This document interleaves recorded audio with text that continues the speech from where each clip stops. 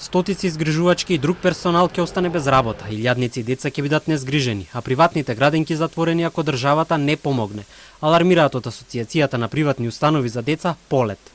Пандемијата ги погоди речиси сите бизниси, но според членовите на асоциацијата, владата различно ги третира државните и приватните установи за згрижување деца. Станува збор за 30 на градинки на кои им се заканува затворање. Тоа е огромна бројка на приватни установи, некаде згрижени во нив околу 1300 деца и некаде прилика околу 600 вработени. Единствено нешто што приватните градинки, и тоа не сите, значи успеа да искористат периодов е мерката за субвенционирање на платите.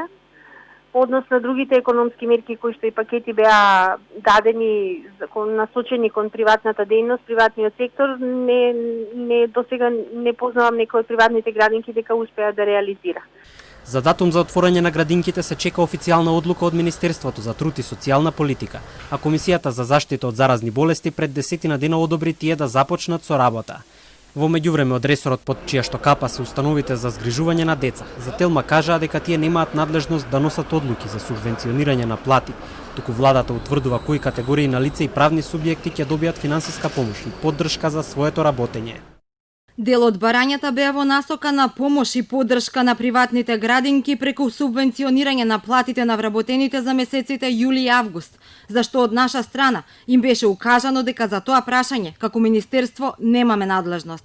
За месеците мај и јуни, приватните градинки кои се дел од Асоциацијата Пролет имаат добиено поддршка и помош од владата за субвенционирање на платите на вработените.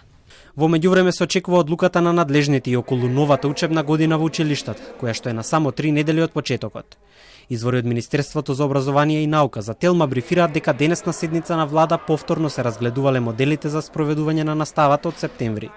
Комисијата за заштита од заразни болести ќе се состане утре и на седницата повторно ќе се анализираат протоколите и можноста за спроведување на истите во училиштата од септември.